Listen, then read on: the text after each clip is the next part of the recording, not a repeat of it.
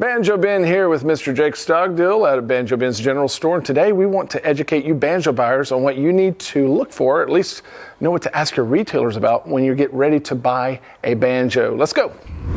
Jake, it can be an intimidating thing to buy a banjo, especially if you're buying one online. Of course, very intimidating. Yeah, we sell them all the time very successfully, and these folks can learn how to be educated banjo buyers.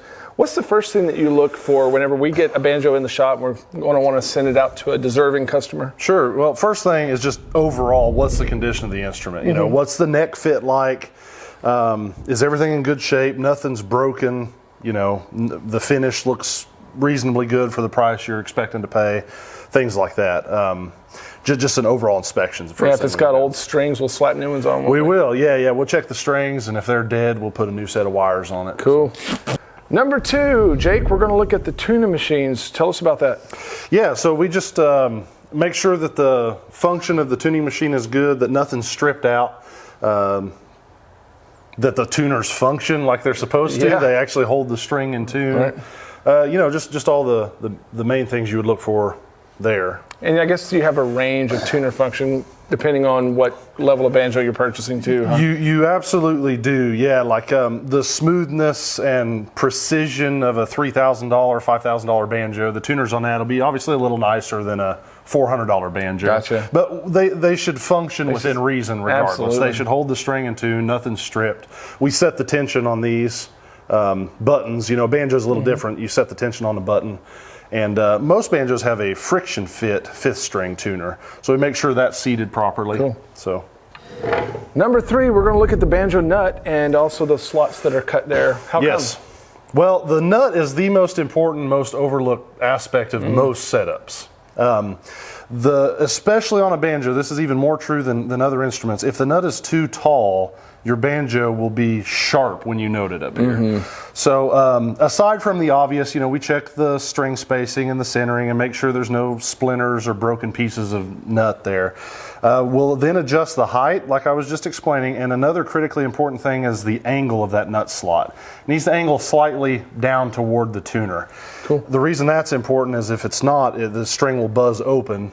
And that most people don't even know where that's coming from, and it's an awful buzz. So that's another thing we do with the nut.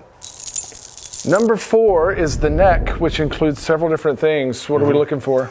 Well, on this end up here, first thing we'll do is check the neck relief, which if you're sighting down the neck like so, we want just a little bit of gradual incline like this. That's so we can get proper fret clearance. And to adjust that, you have a truss rod that's accessed under this cover plate here. So in doing that, we check the function of the truss rod, make sure it's working like it's supposed to. And then frets, right? Yeah, beyond that, we'll go into the frets and make sure the board is nice and level, that all the frets are seated properly, that they're crowned properly, and that there's no sharp edges up here on the ends. Nobody wants that, do they? No, you can turn your happy banjo experience into a very sad one quickly. Jake, number 5 are the coordinator rods. What are we going to do there? Okay, now this is where banjo starts to become much different than like a guitar or something more common. Inside the banjo, we have, on most common bluegrass styles, there's several different rod systems that you will find in a banjo. But the principle's the same, that they all need to be checked, right? And so sometimes from the factory, the banjo can come with a neck not quite level like it's supposed to be. A lot of times you can easily adjust that with the proper coordinator rod setting. Also, you want the right amount of tension on these rods to set the action properly. These are actually involved in setting the action. Kind of like what a neck set would be on a guitar. You can do minor adjustments like that with the rods. Cool. But you need to do it within reason to make sure you're not and we do have a video showing more in depth how to do that. We do, yep. And you can ask your shop. If your shop's a knowledgeable shop, they'll know what you're talking about when you ask about the coordinator rods. And if they say, what's a coordinator rod, don't buy a banjo from them. Look for a different one. Yep. Number 6 is head tension. Why is that important, Jake? Well, head tension is probably the single most important thing as far as a banjo sounding good. You can have everything else perfectly right, and if the head tension isn't right, it's going to not sound good, right? What percentage of banjos off the wall at most music stores would you say have correct head tension? Less than 10, I would say. Yeah. I mean, it's just we have to do some of them are closer than others, but Yeah. we have to set the tension on all the banjos. Because that go out. they're constantly shifting Yeah, too. they Right? settle, right. And this is something that, you know, we've done video on before too, and we even sell a tool, a drum dial to measure the tension. And that's something good for the individual at home to know how to do over time. That's right. That's a common 'Cause it's maintenance not just thing. an initial thing. Yeah, so we set the pressure of the head just by adjusting the nuts properly. Make sure we have the right amount of tension to convey the sound as it should be. Awesome. Number 7 would be intonation. What determines our intonation on a banjo, Jake? The bridge placement. Okay. Yep. So when we get to this point, you know, we'll also check the bridge integrity, make sure the slots are good, make sure we got the proper height bridge for the neck cut and things like that. But where the bridge is placed on the head in relation to like the 12th fret, for example, will determine if the banjo plays in tune all the way up the neck and down. And again, we have videos for that because that's something every banjo owner needs to know how to do eventually. And this is another thing that over time can move a little because an instrument's a living, breathing thing. You know, it kind of settles in and depending on temperature and stuff. But I would still suggest for anyone who's maybe new to this to request at their shop after setting the intonation to put a couple pencil marks on the head Very where the helpful. bridge goes. That's Because very helpful. sometimes during shipping that bridge could easily fall over because it's not glued down, it just floats. Right. And that way you know back where to put it back to. Yeah, you can ask your shop to do that. Yep. They should do it. Number 8 is tailpiece angle. How do we observe that, Jake?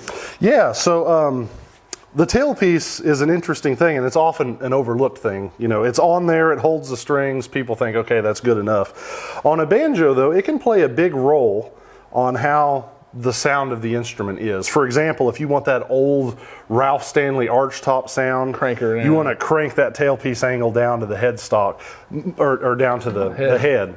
Most people prefer more of a neutral, less stress setting on the tailpiece. So we adjust it as so. We don't want it touching any of the metal parts. We want it to float up just a little bit. We want it to be level. We want it to be straight. And, No buzzes. Right. You know, we'll check all the parts, make sure all the little hooks inside here are, you know, not stressed or broken off where they loop into the string goes. And, you know, there's several different tailpiece designs, but the principle's the same on all of Cool. them. Gotcha. Number 9 is the armrest. What are we looking for, Jake? Yeah, now some banjos don't even have Right. an armrest, but if it does, we like to make sure that they're not resting on the metal part because you can get They some need to float. buzzes. Yep. Right. Need to float a little. Just make sure that the bolt and bar is good and snug and not stripped out or something like that. Pretty basic stuff as far as that goes. Cool. Yep. Number 10 would just be final fit, maybe what to expect if you have a banjo shipping to your door. Right. Now, banjo is a little different than the other instruments in that you got a lot of nuts and bolts. And during shipping, you know, if it's in the back of a FedEx truck, maybe laying flat in a box, and they're going down a real Country road.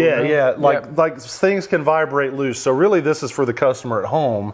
When you get it, just check everything, make sure everything's snug and centered up.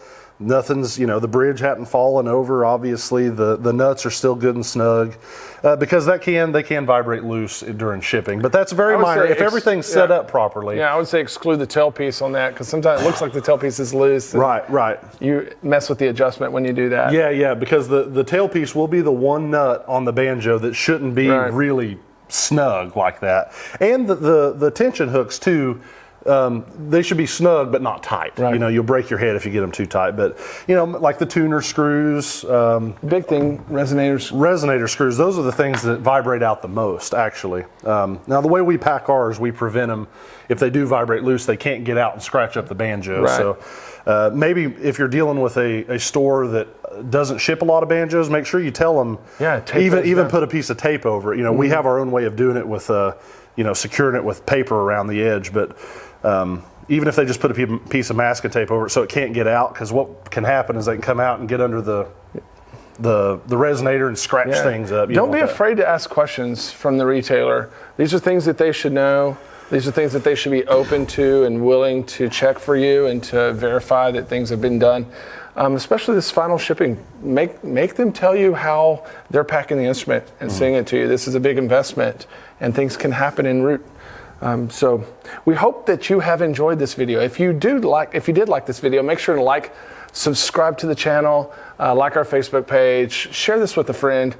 make sure and click that bell, ring that bell on YouTube so that you'll be notified of more videos that we do. And if there's something else that you like to look for in a banjo, whether you're buying it online or in a store, comment below. I'd love to see what you come up with. Thanks for your support of the Banjo Ben's General Store. We'd love to help you here. 833 Banjo Ben. Hope to see you soon.